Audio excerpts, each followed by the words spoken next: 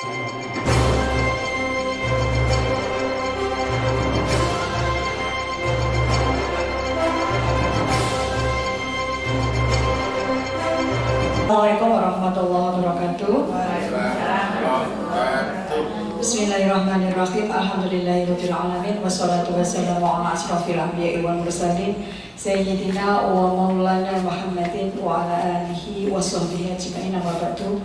Yang terhormat Bapak Kepala SMP Negeri Dwarenga Bapak Edi Priyono SPD, yang saya hormati Bapak Wakil Kepala Sekolah SMP Negeri Dwarenga Bapak Haji Syakur MPD, yang saya hormati Bapak Ibu guru, staf karyawan, beserta komite yang ada di SMP Negeri Dwarenga, serta calon guru penggerak Angkatan 10 Bapak Fuad Hilmi MPD. Syukur alhamdulillah kepada Allah Subhanahu wa taala, pada siang hari ini kita masih mendapat rahmat dan hidayahnya sehingga kita dapat berkumpul di ruang guru SMP Negeri Dwarenga ini dalam kegiatan aksi nyata modul 1.4 tentang budaya positif, yaitu menyebarkan pemahaman dan menerapkan pengalaman budaya positif yang akan dipaparkan oleh calon guru penggerak Angkatan 10, yaitu Bapak M. Fuad Hilmi MPD. Bapak Ibu yang saya hormati, agar acara ini dapat berjalan dengan baik dan lancar, marilah kita buka dengan bacaan basmalah bersama-sama. Bismillahirrahmanirrahim. Adapun susunan acara pada kegiatan aksi nyata modul 1.4 ini, yang pertama adalah pembukaan, yang kedua adalah menyanyikan lagu Indonesia Raya, yang ketiga sambutan Kepala SMP Negeri Dwarenga, yang keempat adalah pembacaan doa, kemudian yang kelima pemaparan materi tentang aksi nyata modul 1.4, sekaligus yang terakhir adalah penutup. Baik Bapak Ibu, acara yang kedua yaitu menyanyikan lagu Indonesia Raya yang akan dipimpin oleh Ibu Nida. Hadirin dimohon berdiri.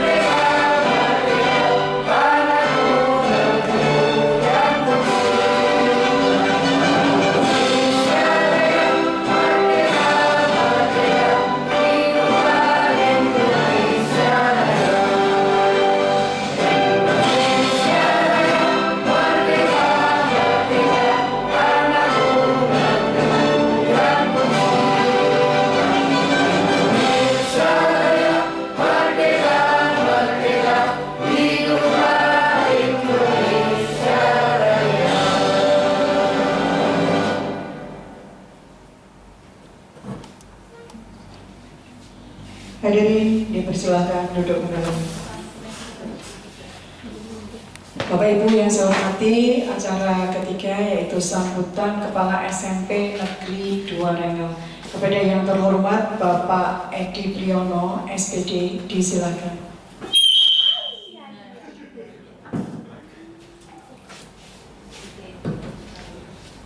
Bismillahirrahmanirrahim. Assalamualaikum warahmatullahi wabarakatuh. Alhamdulillah wa syukurillah la quwwata wa la quwwata illa billah. Mabadu yang saya hormati Bapak Ibu Guru SMP Negeri 2 Reno, yang saya hormati Guru Penggerak Pak Hilmi. Terima kasih pada hari ini kegiatan pengibasan dari Guru Penggerak kepada teman-teman guru bisa terlaksana, mudah-mudahan bermanfaat bagi kita semuanya, khususnya bagi anak didik kita nanti. Amin. Amin. Monggo nanti kita semuanya mengikuti apa yang disampaikan oleh Pak Fuad Hilmi sebagai calon guru penggerak, dan mudah-mudahan kita semuanya selalu sehat, bahagia, dan mengikuti dengan seksama sampai selesai nanti akhir kegiatan. Demikian yang bisa disampaikan. Kemudian kegiatan ini bisa dengan lancar. Amin, Allahumma amin. Mohon maaf apabila ada atur kata yang kurang berkenan. Wassalamualaikum warahmatullahi wabarakatuh.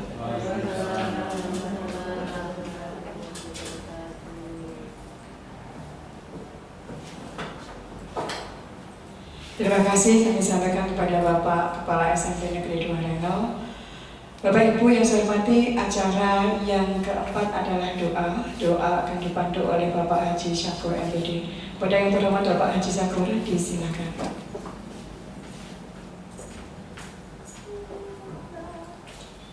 Bismillahirrahmanirrahim. Allahumma shalli wa sallim wa barik ala Muhammad wa ala ali sayyidina Muhammad.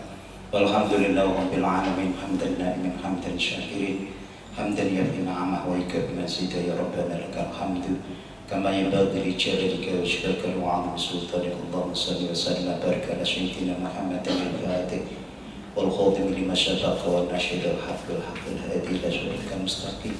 Sallallahu alaihi wa sahbihi qadrun 'alim.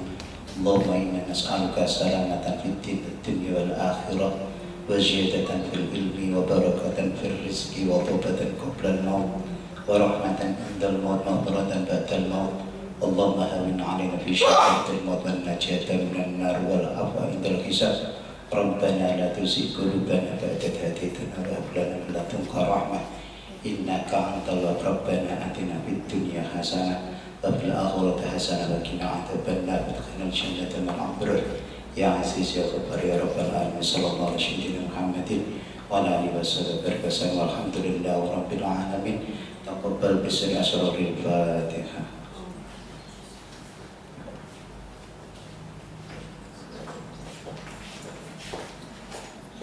Terima kasih Bapak Haji Syakur, semoga apa yang kita mohonkan dapat diijabahi oleh Allah Subhanahu wa Ta'ala.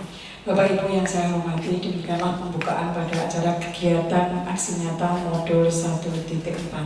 Sekarang acara inti pada kegiatan ini adalah pemaparan aksi nyata modul 1.4 oleh Bapak M. Fuad Hilmi MPD. Kepada yang terhormat Bapak M. Fuad Hilmi MPD, disilakan.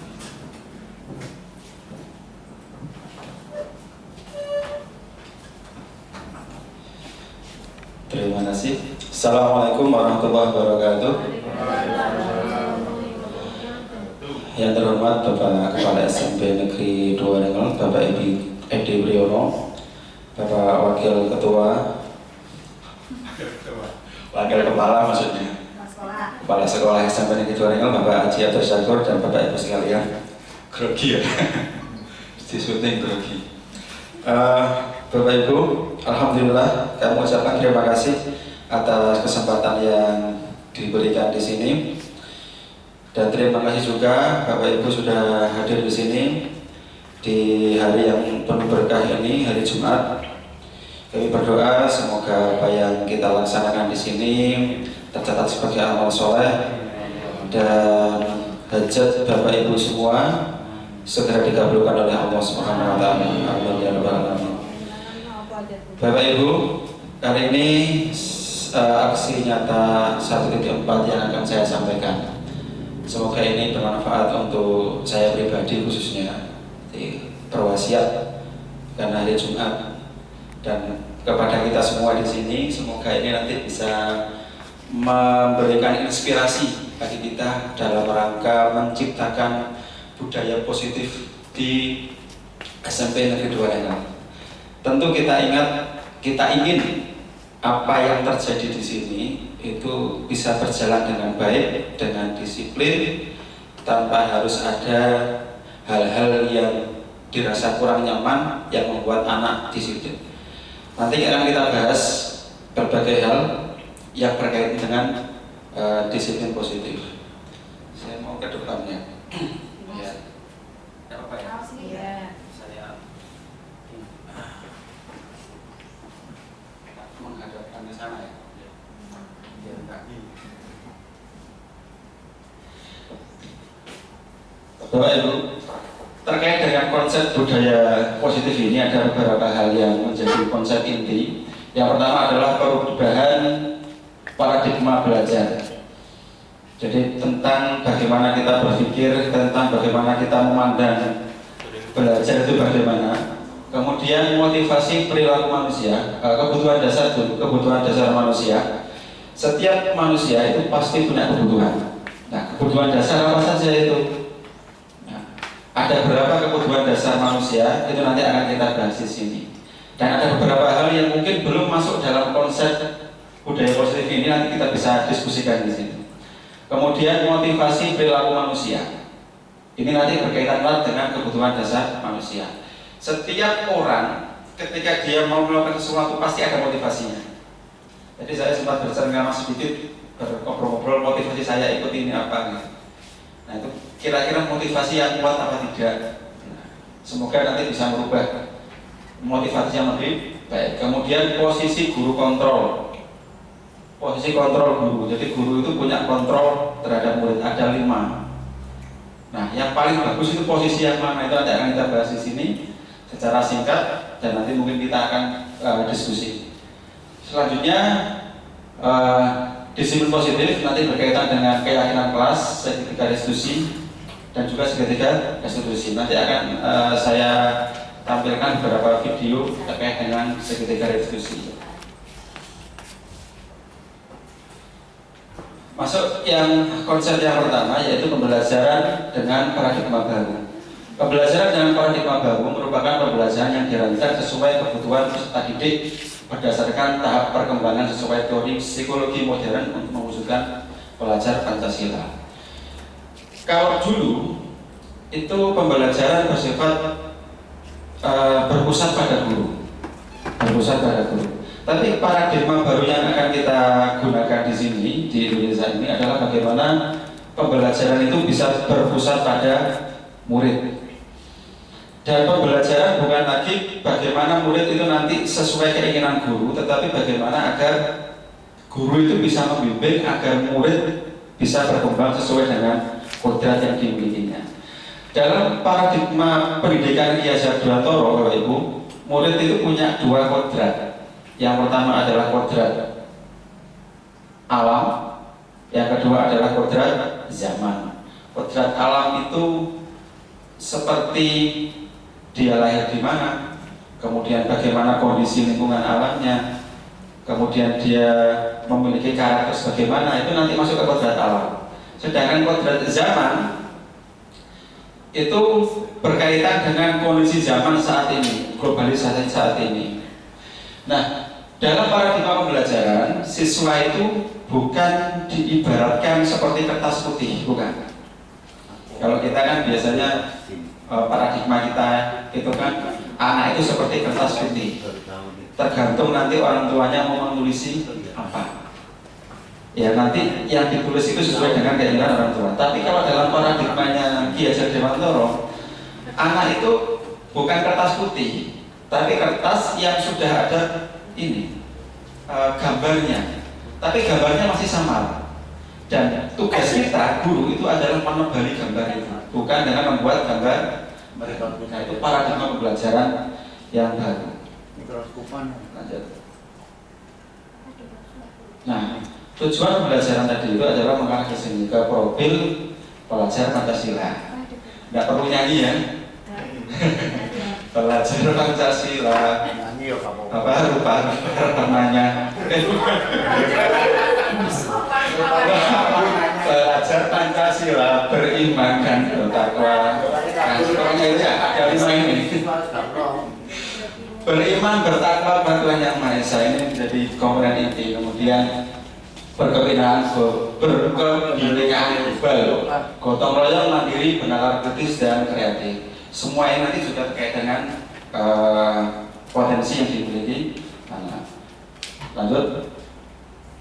Nah, disiplin positif ini Bapak Ibu, yang mungkin nanti kita akan berbeda di sini. Ki Hajar Dewantara beliau mengatakan bahwa untuk mencapai kemerdekaan atau menciptakan murid yang merdeka, syarat utamanya adalah harus ada disiplin yang kuat. Disiplin di dalam kamus bahasa Indonesia itu artinya adalah peraturan atau taat terhadap aturan, itu disiplin. Dalam arti bahasa di kamus besar bahasa Indonesia. Tapi menurut Dian Gosen, disiplin itu berasal dari kata disiplina, bahasa Latin yang artinya adalah belajar. Jadi disiplin diri dapat membuat seseorang menggali potensi menuju kepada suatu tujuan, sesuatu yang dihargai dan bermakna. Dari penjelasan yang saya dapatkan, nanti kalau salah mohon dikoreksi Bulvin dan Bulva. Disiplin itu berbeda dengan kepatuhan. Korektor neng. Kalau kepatuhan, orang itu taat terhadap aturan, itu patuh namanya. Tetapi kalau disiplin, orang itu bukan sekedar taat, bukan sekedar patuh, tetapi kepatuhan dan ketaatan itu muncul karena kesadaran dalam diri. Tadi pagi anak-anak ke musola, ke masjid, apa jenenge, duduk-duduk dulu. Kemudian saya datang, kemudian ayo masuk, kemudian anak masuk. Itu patuh dia, tapi belum disiplin. Belum disiplin. Kenapa? Karena datangnya ke musola itu karena ada saya, melihat saya, belum muncul dalam kesadaran diri. Itu menurut definisi yang saya dapatkan ya, berbeda dengan definisi yang ada di kamus besar bahasa Indonesia. Ketika selesai sholat, kemudian waktunya upacara, anak-anak masih bergerombol. Kemudian harus ada guru yang di depan. Anak-anak silahkan masuk ke lapangan, berkumpul ke lapangan upacara. Kemudian diam saja anak-anak, kemudian saya itu anak-anak patuh semua. Nah itu baru kepatuhan, belum disiplin. Saya dulu biasanya bawa sulap, bawa kebo gitu. Nah, ini sebenarnya saya terinspirasi dari Pak Karno ya. Pak Karno itu ketika beliau berpidato kemudian di hadapan para tentara itu beliau mengatakan begini. Kalau kata-kata saja tidak mampu menyehatkan jiwa yang berblinger, apa boleh buat? Suruhlah senjata berbicara dengan satu bahasa yang lebih keras. Itu kata-kata dari Pak Karno. Dan Ali bin Abi Thalib itu juga pernah mengatakan begini, manusia itu bisa digerakkan dengan kata-kata bijak, tetapi binatang itu tidak bisa, harus dengan lecutan yang mematikan. Makanya kalau sapi ngerakal itu harus dipecut dulu. Belok kiri dipecut sebelah kanan, belok kanan dipecut sebelah kiri. Kenapa? Karena sapi tidak mengerti. Nah ini saya kaitkan apa yang dikatakan Ali bin Abi Thalib itu pemikiran saya dulu gitu Ibu. Apa yang dikatakan Ali bin Abi Thalib dengan apa yang dikatakan oleh Pak Karno tadi itu. Ketika anak-anak ayo kumpul, berarti kan belum tahu ya. Nah dalam pepatah bahasa Arab itu kan manusia itu kan hayawan lunatik, jadi binatang yang berakal. Jadi ketika akalnya hilang, tidak mampu memahami perkataan orang, maka berarti tinggal hayawannya, tinggal hewannya. Itulah kenapa harus pakai pecut. Itu pemikiran saya dulu, Bapak Ibu ya. Tapi dalam konsep disiplin positif tidak boleh seperti itu. Tidak boleh seperti itu. Jadi meskipun Pak Karno mengatakan harus pakai, kalau nggak bisa dengan kata-kata pakai cara yang lebih keras.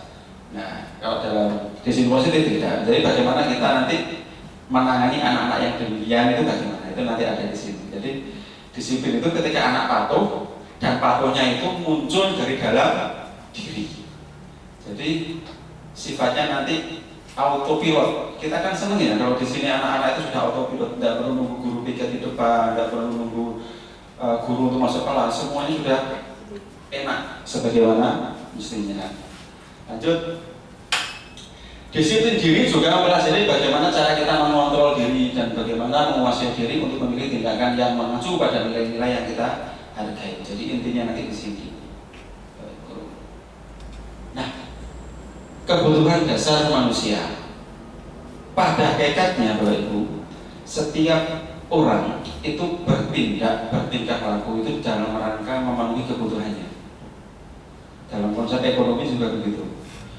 Jadi orang itu bertindak, berperilaku itu dalam rangka memenuhi kebutuhannya. Dan kebutuhan itu yang saya pelajari dulu itu ada 2. Tapi di sini nanti ada 5. Saya komparasikan ya. Yaitu kebutuhan yang bersifat hajatul udhiyah, yaitu kebutuhan jasmani, di mana jika tidak dipenuhi maka dia akan mati.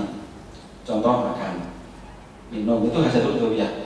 Jadi orang itu kalau nggak makan nggak minum dalam waktu 1 bulan mati, kecuali orang-orang yang nggak mati, orang-orang yang khusus ya, yang punya kemampuan untuk puasa begitu besar ya. Nah, kemudian ada kebutuhan naluri. Kebutuhan naluri itu yang jika dia terpenuhi nanti akan gelisah. Nah, tapi di sini konsepnya sama. Setiap orang itu berperilaku, beraktivitas dalam rangka memenuhi kebutuhannya. Lalu kebutuhan apa saja itu? Nah ini ada 5 kebutuhan dasar manusia. Ini konsepnya sama dengan yang saya sampaikan di awal tadi. Yang pertama adalah bertahan hidup. Ini yang dalam bahasa Arab dikatakan hajatul udhiyah. Jadi kalau nggak ada ini mati, yaitu makan, minum, kemudian ini juga mencakup kebutuhan dasar dalam sistem ekonomi, pakaian, tempat tinggal, keamanan, dan kesehatan. Ini kebutuhan yang pertama. Kalau saya ngajar ekonomi itu saya bedakan antara kebutuhan dan keinginan. Jadi kalau kebutuhan itu sesuatu yang harus ada, jika ini tidak ada maka orang akan mati. Jadi kebutuhan itu adalah sesuatu yang harus ada untuk bertahan hidup. Sedangkan keinginan itu adalah sesuatu yang harus ada untuk gaya hidup. Nah itu ketika saya ngajarkan anak gitu. Tapi di sini ada kebutuhan bertahan hidup. Kemudian ada kebutuhan rasa kasih sayang dan diterima. Setiap orang butuh kasih sayang. Binatang saja itu butuh kasih sayang, apalagi manusia. Dan bisa diterima. Bapak Ibu pernah nonton film Samin enggak? Belum pernah ya. Film Samin itu dulu dibintangi oleh W.S. Rendra. Saya nonton film itu jadi kemudian terinspirasi. Orang Samin itu mengatakan begini, orang sakti itu orang apa sih? Ketika berbicara kepada orang itu, orang sakti itu bukan orang yang punya ilmu kanuragan, bukan orang yang bisa terbang, bukan orang yang mampu melakukan apapun. Orang sakti itu adalah orang yang tidak punya musuh, kata Wesenda di dalam film Samin. Kenapa dikatakan orang sakti itu adalah orang yang tidak musuh? Karena dimanapun dia aman dan bisa diterima. Mau ke sana aman, mau ke sana aman, mau kemana pun aman. Kenapa? Karena bisa diterima di mana saja. Nah ini juga termasuk kebutuhan dasar manusia. Dulu waktu kecil Bapak Ibu, saya ketika di rumah Sorokuro itu rasa aman itu tidak ada. Kenapa? Kalau saya sudah pergi ke desa yang lain, jadi sudah terbiasa berkelahi antar desa. Jadi pernah malam-malam saya datang mau ke desa sebelah, kemudian dihadang oleh anak-anak. Waktu itu saya masih kelas 4 atau 5 SD. Mau dipukul sama orang-orang itu, kemudian saya ditaruh di tempat lampu pinggir jalan gitu. Oh, ternyata Fuad. Ya wis Fuad. Nah, berarti saya sakti. Jadi ternyata yang memukul itu teman saya sendiri. Karena digelap-gelap. Nah, itu memang sudah terbiasa waktu di sana. Jadi kasih sayang dan bisa diterima dimanapun ya. Kemudian penguasaan. Penguasaan ini harga diri, keinginan untuk dianggap, bisa memimpin, berprestasi, diakui, didengar. Setiap orang itu ingin didengar, Bapak Ibu. Kadang anak itu yang dia, mohon maaf dalam tanda kutip ya, dia tidak punya prestasi, belum menunjukkan prestasi apapun, maka dia kadang membuat olah. Dalam rangka apa? Dalam rangka agar untuk mencari perhatian. Mencari perhatian. Jadi aku ki ono Pak, kok gak kok perhatian no? Makanya dia kemudian membuat olah yang memancing perhatian kita. Nah, itu dalam rangka memenuhi kebutuhan apa? Memenuhi kebutuhan penguasaan.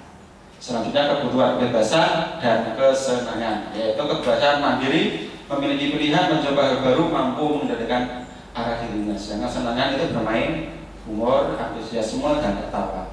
Semua orang butuh humor, makanya sekarang di TV kita kan banyak kegiatan acara TV yang sifatnya humor.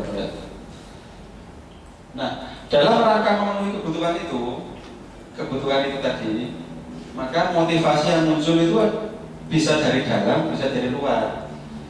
Nah, dari luar itu dibedakan menjadi dua, yaitu untuk menghindari hukuman atau untuk menghindari ketidaknyamanan, dan yang kedua adalah untuk mendapatkan imbalan. Untuk mendapatkan imbalan. Makanya dalam konsep pendidikan sekarang itu baik mengancam maupun memberi hadiah untuk suatu tindakan yang harusnya dia laksanakan itu tidak boleh. Meskipun bukan berarti nggak boleh memberikan pujian, boleh. Tapi kalau setiap kegiatan kemudian diberi pujian berlebih, itu nanti jatuhnya dimotivasi eksternal. Itu tidak kuat. Dan yang paling kuat itu adalah ketika motivasi internal, untuk menjadi orang yang merasa diinginkan dan menghargai diri sendiri dengan nilai-nilai yang mereka percaya. Kalau begitu motivasi untuk mengharapkan ridho Allah ada di mana? Kira-kira kamu kenapa kok berinfak? Ya disuruh infak, berarti motivasi internal. Kamu kenapa berinfak? Karena saya ingin mendapatkan balasan pahala dari Allah nanti di surga. Kira-kira masuk di mana? Lillahi ta'ala itu masuk mana? Internal atau intrinsik? Ya. Kenapa? Karena di situ ada dengan nilai-nilai yang mereka percaya. Jadi ikhlas itu di nilai-nilai yang mereka percaya. Ketika kita percaya dengan nilai ikhlas, maka berarti motivasi muncul dari dalam internal. Dan ini motivasi paling kuat dan susah untuk diubah.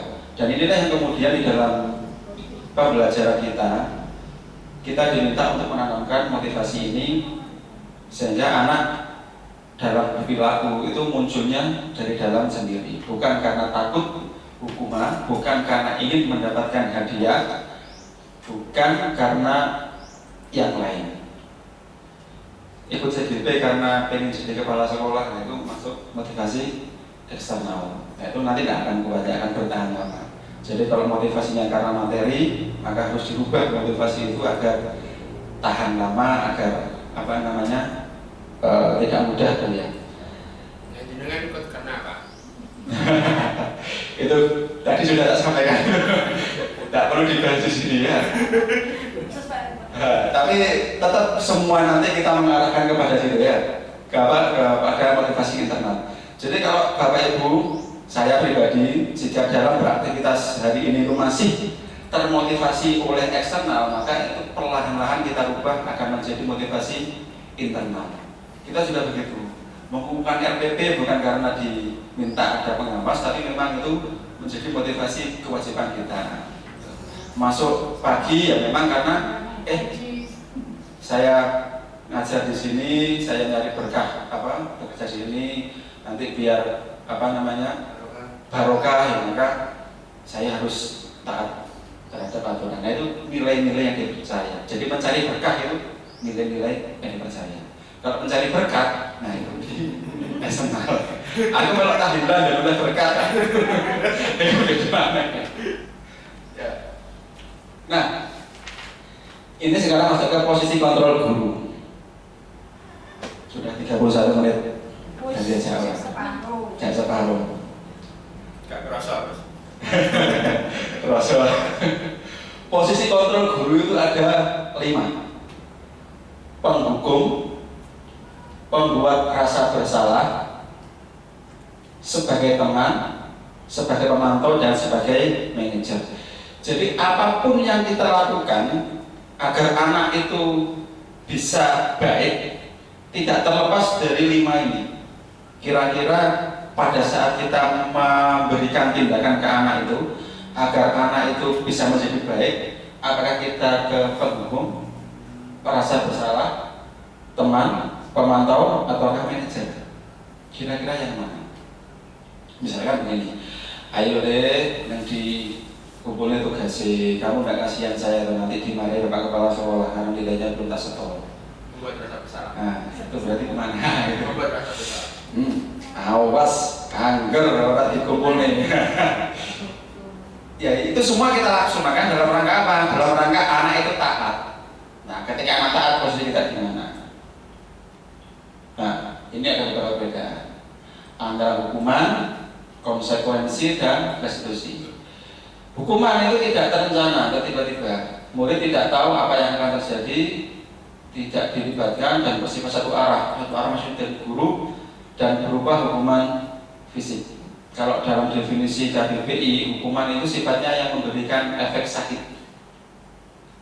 baik itu sakit hati maupun sakit fisik. Push up, kemudian dikepuk pakai cemeti. Kalau dulu nggak tahu Bu Ulfa masih ngonangi apa tidak. Dulu itu di kelas saya waktu masih di MI itu sapu itu sering putus. Sapu ini loh, sapu apa namanya? Bukan, ya kaplidi ya, bukan. Dulu menjalan Pak. Ya, Zaman jenengan. Sapu itu yang kerjain. Gimana yang jenengan? Sapu lantai loh, sering putus. Di dulu saya punya guru namanya Pak Darno. Jadi saya SD itu kuliah di kuliah setelah di tingkat 4 udah Ibu. Kelas 1 2 di Min Punggul Rejo atau Min Bron. Kelas 3 itu paginya di SD, sorenya di MI Muhammadiyah. Jadi pagi sekolah, sore sekolah, terus aku kuat terus pilih di. Jadi gitu kan sama Pak. Aku pilih nonggone SD wae, soalnya minggu bisa terus gambar. Akhirnya saya pindah ke SD. Nah di SD itu gurunya baik-baik, karena memang mungkin butuh murid saya nggak tahu ya. Karena di sana itu SD itu satu kelas itu kadang berisi 1-2 anak. Solokoro itu. Jadi di SD itu 1-2 anak. Rata-rata di sana itu sekolah di swasta semua. Kalau nggak di sekolah Muhammadiyah ya di sekolah NU. Sekolah negeri itu nggak payu. Dan di sekolah agama itu gurunya memang keren-keren. Jadi kalau nggak tenanan ya kebo. Ya mungkin karena itu biar anaknya menjadi anak-anak yang hebat. Nah itu di situ, di posisi hukuman. Kalau konsekuensi itu terencana, disepakati sesuai peraturan, murid tetap dibuat tidak nyaman, sikap guru selalu memonitor murid. Saya sebelum ikut CGP itu setiap awal masuk pembelajaran itu membuat kesepakatan keras. Tapi kesepakatannya itu nanti mungkin mengarahnya ke konsekuensi. Jadi kesepakatan itu saya yang buat sendiri. Anak-anak harus ada tepat waktu, harus begini. Jika tidak begitu maka anak-anak akan memiliki konsekuensi. Konsekuensi itu bisa anak-anak pilih. 1, dihukum secara fisik, tak suruh push up, kemudian tak kepuk dan sebagainya. Itu dulu sebelum saya ke CGP. Ada ya? Ya kan? Dulu kan awal masuk kan. Sekarang belum lakukan. Karena ikutnya di pertengahan. Kemudian atau pilih yang hukumannya non fisik. Non fisik itu seperti misalkan tak suruh menggantikan saya maju atau tak suruh ngerangkum, tak suruh ini. Itu kita sepakati bersama. Kalau anak-anak silakan saya pilih. Sepakat apa tidak? Boleh kok nggak sepakat. Kalau nggak sepakat gimana Pak? Nggak sepakat ya nggak apa-apa. Tapi ya saya berikan nilaimu apa adanya. Dulu saya begitu. Nilai apa adanya gimana? Kalau misalkan nilainya itu di pelajaran diulangan kok cuma 20 ya itu yang 20 itu yang ada di rapor. Saya begitu kan. Dan Bapak Ibu tahu pilihan mana yang paling banyak dipilih anak? Hukuman fisik. Saya heran ya. Kamu melanggar sekarang minta mana? Hukuman fisik atau non fisik? Fisik aja Pak. Fisik saya akan pilih apa? Usaha apa lari atau apa? Itu masuk ke konsekuensi. Jadi ketika anak melanggar itu ada konsekuensi yang harus dijalani. Tapi konsekuensi sebenarnya itu konsekuensi pengganti, ya, bukan konsekuensi hukuman. Ya, konsekuensi pengganti. Jadi tetap dibuat tidak nyaman. Kalau restitusi itu proses menciptakan kondisi bagi murid untuk memperbaiki kesalahan, atau proses kolaboratif yang mengajarkan murid untuk mencari solusi sendiri. Ya, ini nanti untuk memunculkan kesadaran intrinsik bahwa oh iya, apa yang saya lakukan ini kurang tepat, bertentangan dengan kesepakatan, maka aku harus memperbaikinya. Kira-kira saya harus memperbaiki seperti apa? Itu yang direstitusi. Anak menemukan sendiri solusinya. Ini ada kasus Bapak Ibu. Kasus satu, Anto dan Dino sedang bermain bersama di lapangan basket dan tiba-tiba terlibat dalam sebuah pertengkaran adu mulut. Adu mulut maksudnya cekcok ya, bukan yang lain ya. Dino pun menjadi emosi dan mengadakan kontak fisik berkelahi, menarik kemeja Anto dengan kasar sampai 3 kancing bajunya Anto terlepas. Pada saat itu guru piket langsung melarang mereka dan membawa mereka ke ruang kepala sekolah. Kenapa kok guru piketnya langsung dibawa kepala sekolah ya? Kenapa kayak ditangani dulu ya? Kan kasihan kepala sekolah.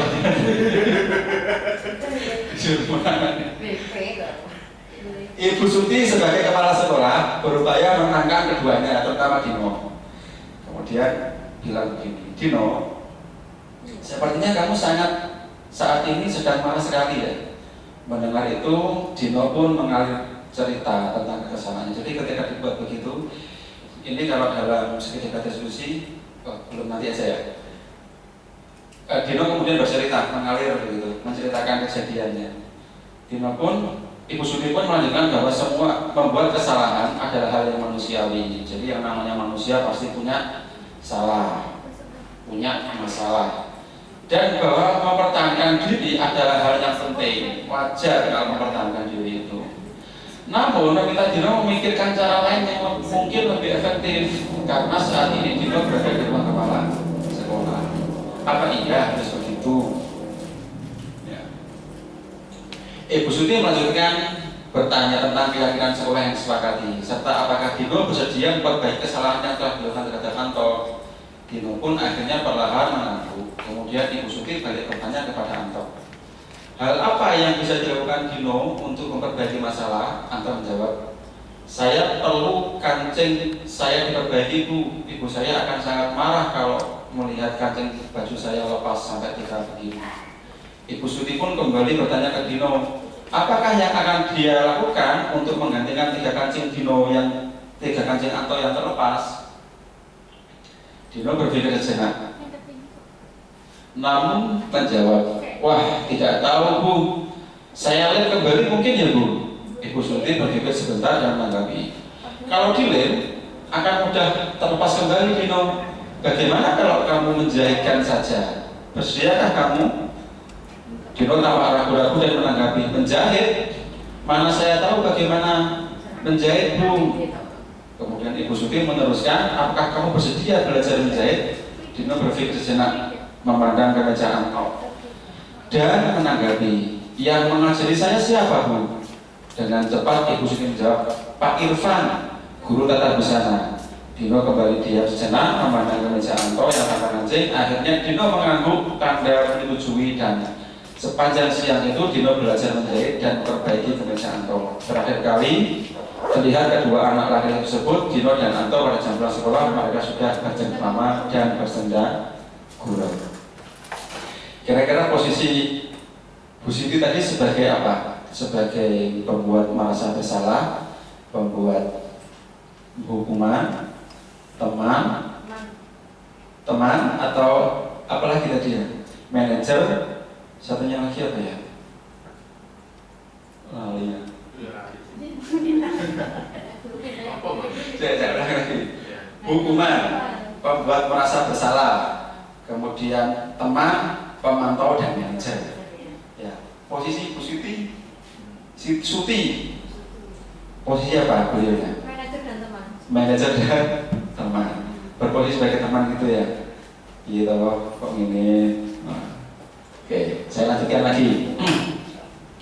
Kalau di sini ternyata posisi Bu Suti itu manajer. Jadi posisi kontrol apa yang telah diperhatikan oleh kepala sekolah Ibu Suti, hal-hal apa yang dilakukan sehingga Anda berkesimpulan demikian. Bu Suti mengajak dan memberikan kesempatan dan memfasilitasi Dino dan Anto untuk saling berdiskusi bersama, menyelesaikan masalah dan mempersilahkan Dino bertanggung jawab perilakunya. Nah, ini yang dimaksud dengan posisi manajer. Sekarang 42. Selanjutnya ke keyakinan kelas. Bapak Ibu, keyakinan kelas itu sebagai pengikat kita, bukan pengikat, sebagai panduan kita dalam bertindak, dalam bertingkah laku, agar jangan sampai kelas ketindakan yang kita laksanakan di sana itu bertentangan dengan ini. Jadi mungkin mulai semester depan Bapak Ibu, kita semua bisa mempraktekkan ini. Kita buat keyakinan kelas yang bersifat abstrak dari peraturan, tapi lebih rinci dan konkret. Kemudian berupa pernyataan universal, kemudian pernyataan keyakinan kelas dibuat dalam bentuk positif. Maksudnya positif itu begini: jangan makan di kelas, itu negatif.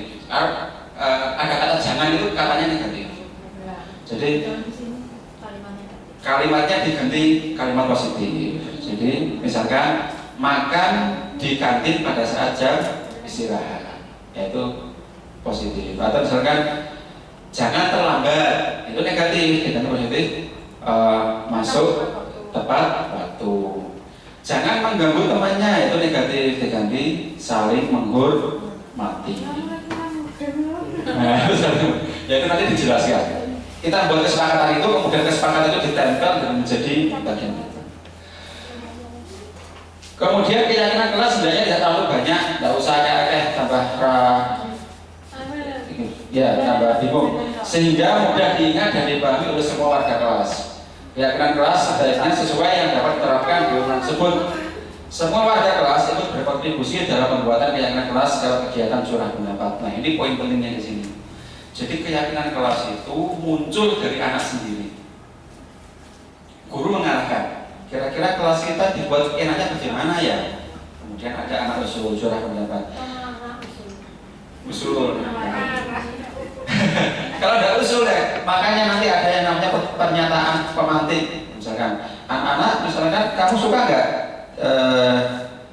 diganggu misalkan? Oh nggak suka Pak, berarti boleh nggak ganggu? Nggak boleh. Berarti kata-kata kalimat apa ya yang pas ya? Gitu.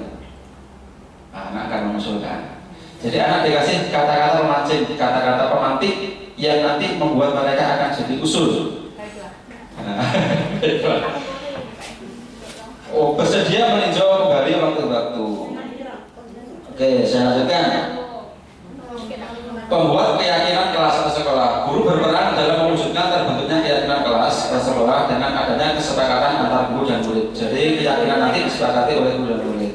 Keyakinan kelas sekolah berupa kalimat positif, bukan kalimat negatif, pernyataan universal yang mudah diingat, dipahami dan harus diterapkan di kelas di sekolah. Jadi keyakinan yang telah kita buat bisa berbeda-beda ya antara kelas satu dengan kelas yang lain. Tapi kalau sudah keyakinan sekolah maka itu menjadi keyakinan kita bersama. Itu yang kita buat di semester depan, insya Allah. Kalau kemarin saya buatnya konsekuensi, nanti diganti menjadi keyakinan kelas. Nah, selanjutnya, orang muncul. Ini adalah tahapan dari segitiga restitusi. Bisa kebaca nggak Bu? Ini segitiga ini. Orang itu. Segitiga yang di atasnya menstabilkan identitas itu segitiga restitusi. Jadi tahapan ini, apa yang dilakukan oleh Ibu Suci tadi itu sebenarnya ada di sini, di tahapan segitiga restitusi, dan ini dilaksanakan oleh manajer. Pertanyaannya, apakah kita sudah pernah melakukan ini? Saya kira sudah. Tapi apakah semua ketiganya sudah dilaksanakan sesuai tahapan? Nah, itu nanti yang kita lihat bersama. Tahapan yang pertama itu adalah menstabilkan identitas. Tahapan ini bertujuan untuk mengubah identitas dari anak dari orang yang gagal karena melakukan kesalahan menjadi orang yang sukses. Seperti pertanyaan Ibu Suti tadi itu, Dino, kamu sepertinya sangat kesal sekali ya, marah sekali ya hari ini.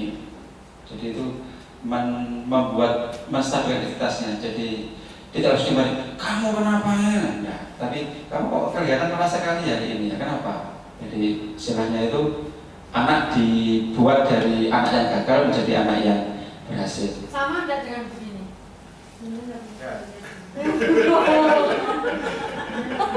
Gimana? Yang kamu ya. Sama. Kalau menurut saya sama.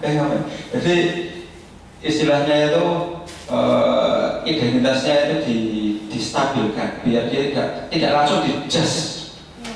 Itu kan seperti menanyakan, ya. Menanyakan. Kemudian yang selanjutnya, kalau ini berjuang untuk memahami kebutuhan dasar apa yang atau ulasan apa yang mendasari sebuah tindakan agar kita bisa menemukan cara efektif yang memenuhi kebutuhan. Kayak tadi misalkan, kenapa apa istilahnya tanyakan, kenapa sih ada apa gitu. Kemudian kan cerita, oh ini bu sehingga ini gitu. Oh kemudian dia wajar, oh ya wajar, bukan wajar maksudnya semua orang pasti membutuhkan. Pasti ingin membela diri karena mungkin tadi ada murid kemudian dia emosi. Semua orang juga pernah melakukan kesalahan. Bukan hanya kamu saja yang melakukan kesalahan. Bapak Ibu guru juga pernah melakukan kesalahan. Nah ini nanti dinamakan dengan validasi tindakan yang salah. Cuma lanjutannya adalah kenapa sih kamu melakukan itu? Kan ada jawabannya kesalahan. Misalkan kamu kok terlambat lagi, kenapa? Nah, kemudian dia melakukan jawaban. Oh iya nggak apa-apa. Pak Fuad kadang juga terlambat. Semua orang itu juga pasti pernah terlambat. Tidak ada orang yang sempurna, itu tidak ada. Nah, itu, kemudian ditanya alasannya apa terlambat. Saya pernah menanyakan ini kan, kenapa terlambat? Bapak saya bangunnya kesiangan Pak, nggak ada yang ngantar. Nah, ada yang begitu juga. Kamu terlambat ya kemarin, siapa namanya? Faruk. Kenapa terlambat? Anu Pak, saya menunggu kakak saya karena berangkatnya bareng dengan kerja. Jadi setiap anak itu pasti punya alasan kenapa dia melakukan sesuatu. Nah ketika kita menemukan alasan itu, harapannya nanti kita bisa membantu menemukan solusi yang efektif. Nah, tahapan ini selanjutnya, tahapan yang terakhir itu adalah tahapan di restitusi, adalah menanyakan keyakinan. Anak-anak, kamu terlambat itu kira-kira bertentangan tidak dengan kesepakatan yang telah kita sepakati? Nah itu menanyakan keyakinan. Oh tidak bertentangan Pak, berarti itu belum yakin. Belum yakin berarti. Coba diingat-ingat kesepakatan kelas kita apa, gitu ya. Tapi setiap kita tanya di sini, karena saya beberapa kali mempraktekkan, meskipun kadang belum sempurna, pasti anak akan menjawab iya Pak saya melanggar. Bertentangan dengan ini. Pasti itu. Tidak mungkin bantah, saya tidak melanggar Pak, biasa saja, tidak ada gitu ya. Tapi nggak tahu kalau ke Bulfa atau ke Busi, mungkin jawabannya beda. Ini saya kemarin mencoba menangani kasus ini. Saya di apa namanya kasih video sama Pak Aziz, kena install kurangnya. Mana? Oh, Kevin dan Pak Fuad. ya anaknya sendiri. Ya.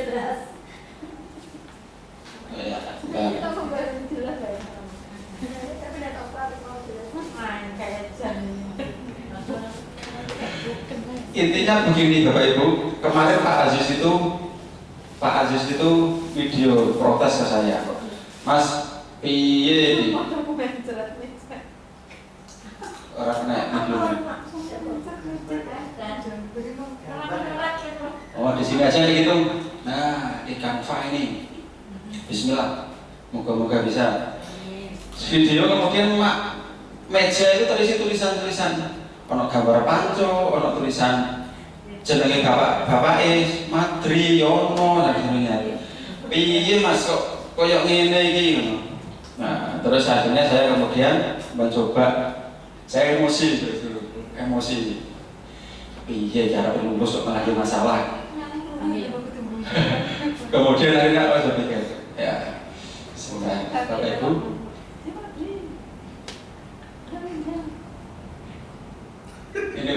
Ini kata Pak Imam kalau cair mobil laptop ini, laptop saya sudah ngomong Pak Imam. Yang cair apa nih? Air. Air yang mengalir sampai jauh. Aduh, mohon maaf ya. Kemudian saya panggil semuanya, saya panggil semuanya. Kemudian saya tanya siapa yang melakukan ini, siapa yang melakukan ini. Kemudian merujuk kepada 4 anak, yaitu Vinsa, Irul, kemudian Kelvin dan Tegar. Tegar setelah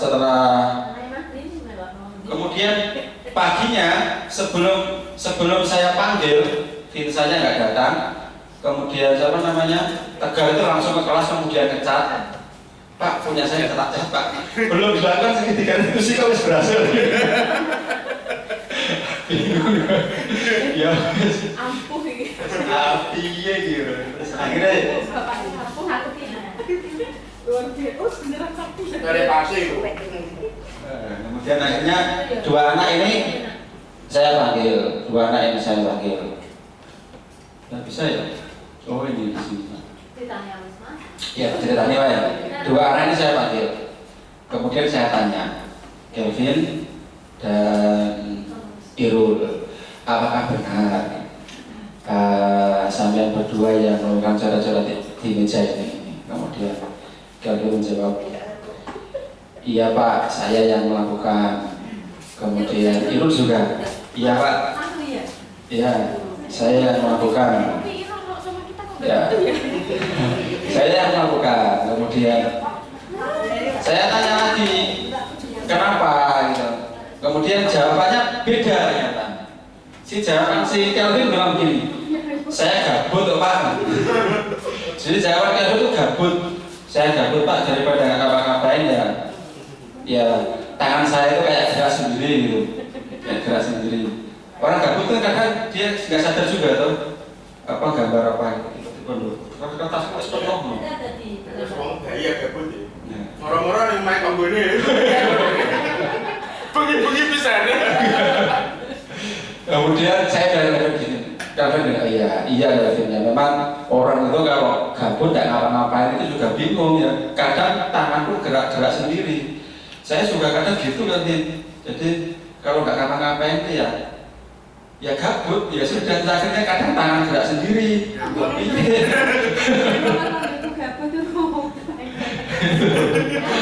Gabutnya komen ya. Gabut. Terus akhirnya kemudian saya tanya Irul, kalau kamu Irul juga ini ya, gabut juga. Kemudian Irul bilang, enggak Pak, nama bapak saya ditulis sama Vinsa di meja. Saya nggak terima toh Pak. Jadi kata Irul, Vinsa duluan yang menulis nama orang tuanya di meja. Saya nggak terima toh Pak. Saya bilang begini, ini nanti di tahapan yang selanjutnya, yaitu tahapan apa namanya, validasi tindakan yang salah.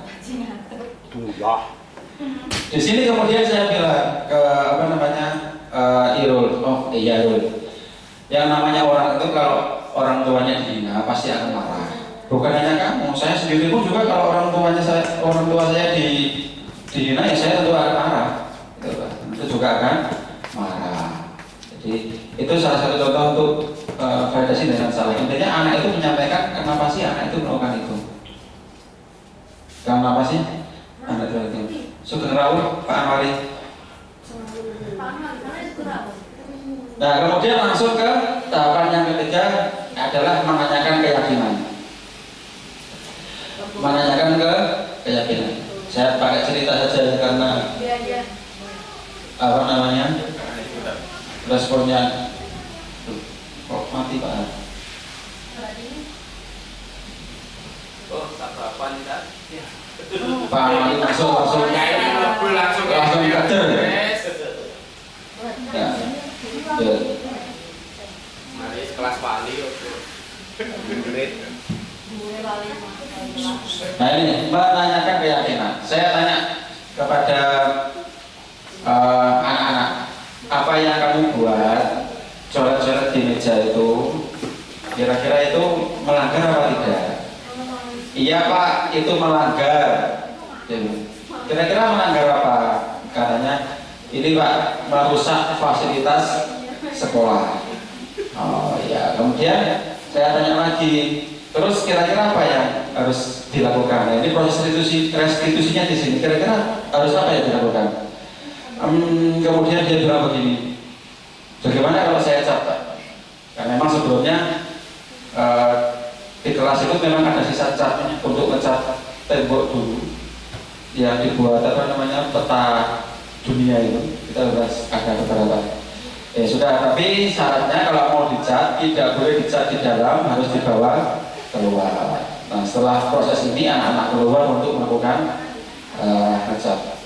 Dan ini kemudian testimoni anaknya. Jadi, iya masukin sama Kelvin. Jadi tak video kemudian silakan apa namanya testimoni terhadap apa yang saya lakukan. Jadi akhir-akhir ini masukin ini memang banyak berubah. Dulu semester 1 itu jarang mengumpulkan tugas, nah kemarin tiba-tiba mengumpulkan tugas dan sebagainya. Selanjutnya ini yang kedua. Ini Vincent. Tapi ini kasus berbeda. Bukan kasus yang coret-coret. Ini adalah kasus dia berkelahi dengan Furqon. Jadi awalnya begini, ceritanya begini. Ini setelah jadi misteri identitas ini ya. Jadi Furqon itu bilang ke Vincent, boleh Pak Fuad loh. Ilmu ibuku murah, jadi mulai gitu. Jadi dibohongi sama Furqon begitu. Akhirnya Vincent lari ke depan kelas itu, kemudian bilang tanya saya, Pak, aku nggak pulang tuh Pak, kamu di mana tadi? Tak tanya begitu. Pak, di sini alasan itu. Kemudian tiba-tiba Furqon tuh gebrok, makanya tuh bercanda maksudnya. Dia gebrok ini, sebenarnya segini Vincent nggak terima ngamuk, akhirnya apa namanya berkelahi. Karena memang Furqon itu dalam bercanda kadang berlebihan, menyakiti. Nah, Vincent ngamuk mulut tunggunya di depan saya, di depan apa namanya kelas. Saya gelut, tak bisa. Kenapa harus nunggu gelut dulu Saya ngajar di kelas 9E kok. Iya, maksudnya saya ngajar di kelas 9E. Ya sudah, saya kesana dulu. Aku tak ngajar sih. Ngajar sih, pada terus digebruk itu goblok, terus aku moro, terus tak bisa. Nah, saya tak bisa, baru kemudian kita laksanakan kegiatan perbaikan restitusi ya. Saya kalau nama saya kok satu saja ya saya panggil ini ya. Tuh Pak, saya dipukul tuh Pak. Ini seperti kasusnya yang Furqon berkelahi dengan Yono, siapa? Bagus Yono itu juga karena bercanda. Jadi karena bercanda. Jadi mulut. Pak, saya dipukul tuh Pak. Bola balik ini tak sabari. Aku sabar Pak. Bendino dikono nang masjid digebuk, nang gone sekolah gebuk, nang gone kantin digebuk. Aku sabar. Mau wis ra iso nahan sabar Pak. Aku yo wani, dikira aku ra wani. Ngono ae goblok. Nah, oh iya, namanya orang itu pasti ada batasnya. Kalau berlebihan ya kadang memang buat emosi ya. Jadi ini salah. Jadi saja tindakan yang tadi saya tanya begitu. Jadi alasan dia itu adalah karena dia dipukul, meskipun maksud pukulnya adalah bercanda, tapi menyakiti, bukan yang bercanda, bukan. Ketularan bahasa ini. Akhirnya 2 bulan ibu ya. Kemudian saya tanyakan lagi ke Vincent. Ya, menyanyikan keyakinan dia bisa. Itu namanya orang itu pasti begitu. Cuma tindakanmu dengan membalas candaan Furqon dengan membalas sampai berkali tadi kira-kira benar apa tidak? Itu kira-kira bertentangan dengan kesepakatan kelas kita apa tidak? Iya. Tidak Pak, salah itu. Kenapa salah? Karena bertentangan dengan peraturan sekolah. Tidak boleh harus saling menghargai. Itu keyakinannya harus saling menghargai. Jadi kalau jawaban Finsa itu bukan saling menghargai, tapi Pak, kita harus seduluran. Biasanya bahasanya anak-anak kita itu kan lebih, dan kita sendiri sebenarnya lebih senang menggunakan kata bahasa seduluran daripada yang lain. Nah, Vinsa juga kata-katanya juga begitu, merusak seduluran Pak. Oh ya, kemudian lalu kira-kira bagaimana? Ya, nanti pawit. nah kalau anak-anak mungkin karena dia ikut perguruan ini apa namanya silat ya, jadi sedulurannya dijaga. Kemudian dia, ya Pak nanti saya minta maaf ke apa namanya jenengin Furqon gitu. Saya minta maaf ke Furqon. Nah kalau misalkan nanti bercandanya kelebihan lagi, kira-kira apa yang kamu lakukan? Saya akan mencoba bersabar Pak dan kemudian menasihati agar kalau bercanda jangan berlebihan. Bercanda boleh tetapi jangan berlebihan. Itu yang disampaikan oleh Vinsa ketika saya tanya. Saya ada lagi satu lagi Bapak Ibu, tapi tidak saya masukkan di sini. Jadi saya tugas apa? Ini bisa ngomong. Yang rekam bukan saya, jadi dia merekam sendiri, direkam sama ketua kelas, ketua kelas si Yogi. Nah, Pas surat Mas. pas surat ya. Oh, ya. Jadi kesimpulannya, tapi belum diskusi kita. Kita diskusi dulu ya. Oke, sebelum sampai kesimpulan, moga Bapak Ibu barangkali saya kira ini penting nanti kita terapkan bersama. Kita semua memimpikan anak itu bisa auto pilot, berjalan sendiri. Kalau melanggar dia bisa memperbaiki diri sendiri. Kalau dia berbuat tanpa harus nunggu dihukum atau motivasi karena. Ya, moga Bapak Imam. Waalaikumsalam. Siap ya. Awal-awal tadi kan Siap ya. masalah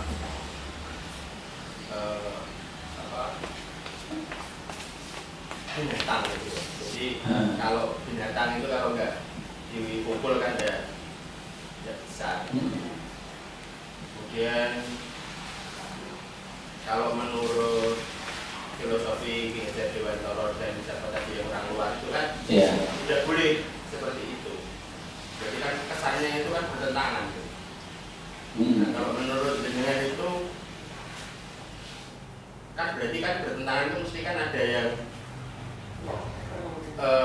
dianggap yang benar yang mana gitu kalau bertentangan. Kalau dua hal yang tidak sejalan itu kan berarti ada yang benar ada yang salah, atau dua-duanya salah.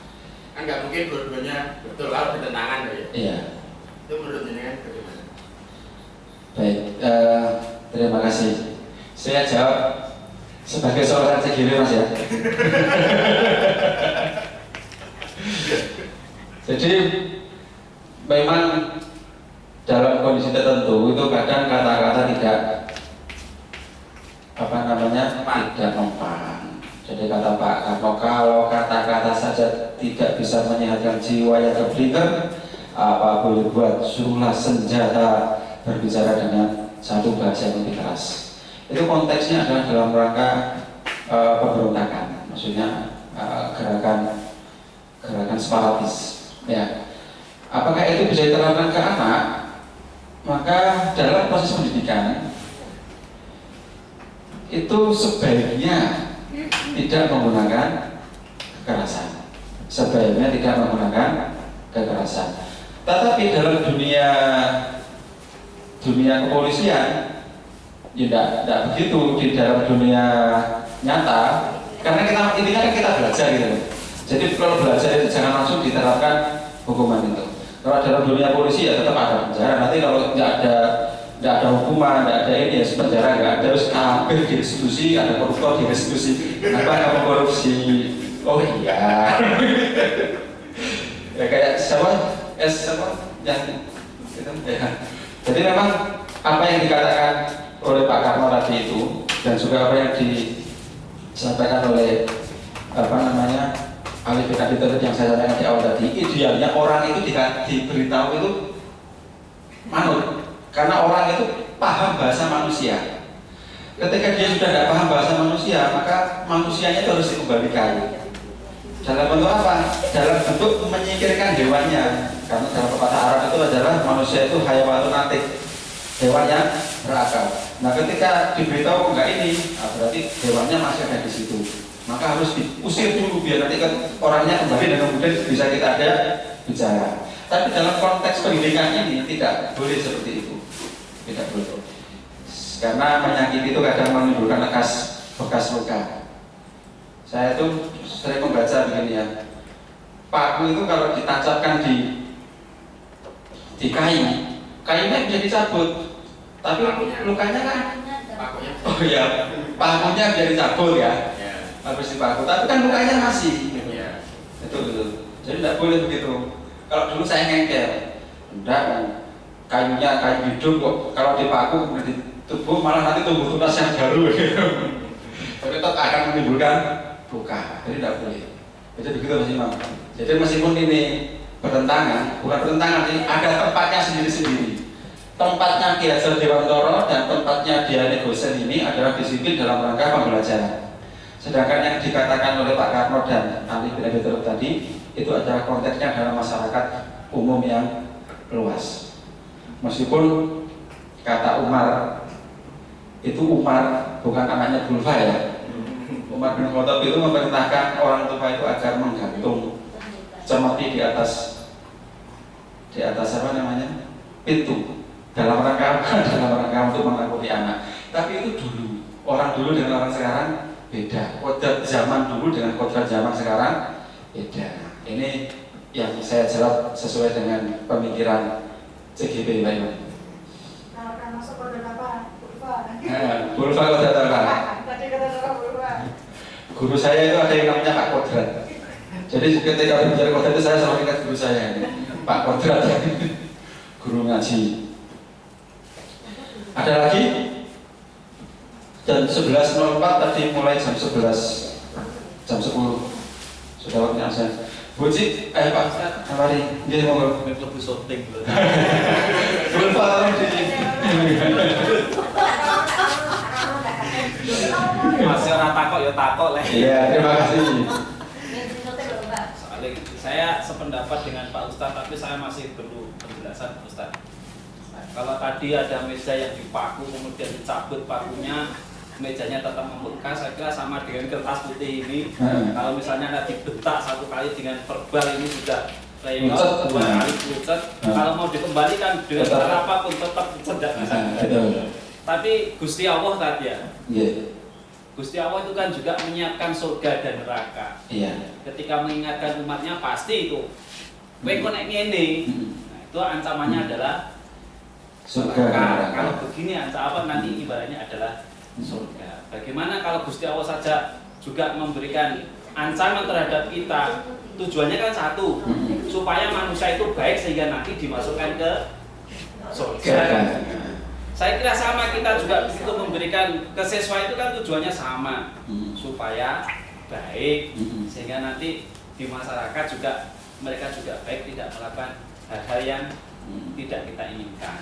Nah, bagaimana penerapan yang baik di sekolah itu bagaimana gitu tak? Iya. Terima kasih Pak Syekh Anwari. Allah saja itu mengancam surga dan neraka. Kenapa kita nggak boleh menjanji? Allah saja itu menjanjikan surga dan neraka. Jadi kalau kita berbicara tentang nilai-nilai atau keyakinan, maka itu nanti masuk di sini Pak Mani. Sebelah mana tadi? Di motivasi internal. Jadi di dalam konsep paradigma kita yang kita bahas ini, Internal itu adalah untuk menjadi orang yang merasa diinginkan dan menghargai diri sendiri dengan nilai-nilai yang mereka percaya. Jadi surga dan neraka itu nanti masuk ke sini, ke nilai-nilai yang dipercaya. Jadi sebenarnya tidak ada masalah, itu bisa dikorbankan. Kemudian ada satu lagi, jadi ini nanti masuk ke dalam agama kan juga ada ikhlas namanya. Ikhlas itu ada beberapa tingkatan. Nah, kalau dalam bahasa tasawuf itu kan apa namanya?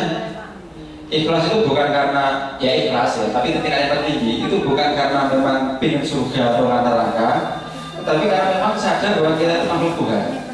Ya, meskipun tidak ada surga dan neraka itu kata Ibnu kita tetap harus beribadah. Nah, sama dengan ini. Jadi memang dalam perilaku manusia ya ada 3 motivasi ini: takut hukuman, ingin mendapatkan penghargaan, dan dalam motivasi diri sendiri.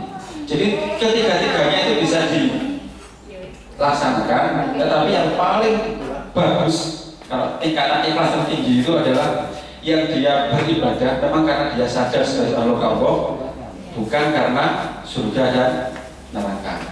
Itu penjelasan dari yang saya dapatkan dari Pak. Kalau salah mau dikoreksi dulu Pak.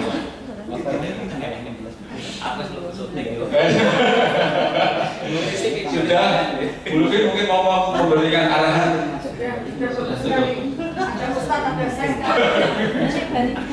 Bapak Ibu sudah sempat ya? Nah, baik. Terima kasih. Itu tadi yang saya sampaikan. Semoga bermanfaat. Dan kita semester depan coba Bu ya, di tahun ajaran baru kita coba pakai kesepakatan kelas, kita coba pakai segitiga diskusi dalam menangani anak yang bermasalah. Harapan anak-anak di sini menjadi anak-anak yang soleh-solehah yang bisa bertindak baik tanpa harus diperintah atau tanpa harus takut dengan hukuman. Itu saja. Assalamualaikum warahmatullahi wabarakatuh.